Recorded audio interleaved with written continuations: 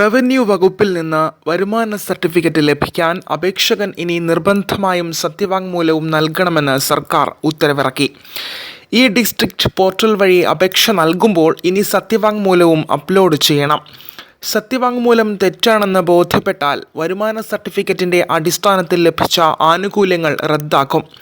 ഇക്കാര്യങ്ങളെക്കുറിച്ചും ഇത് സംബന്ധിച്ച നിയമ നടപടികളെക്കുറിച്ചും അറിവും ബോധ്യവുമുണ്ടെന്നും ഈ സംഭവത്തിൽ സർക്കാരിന് വന്നിട്ടുള്ള നഷ്ടങ്ങൾ അപേക്ഷകനിൽ നിന്ന് ഈടാക്കുമെന്ന് മനസ്സിലാക്കുന്നുവെന്നും രേഖപ്പെടുത്തുന്ന സത്യവാങ്മൂലം അപേക്ഷകൻ സാക്ഷ്യപ്പെടുത്തണം.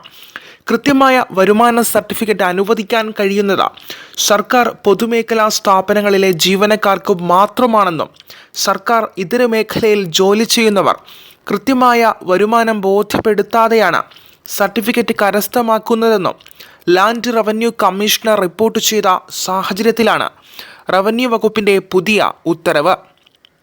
News desk Mallu 1.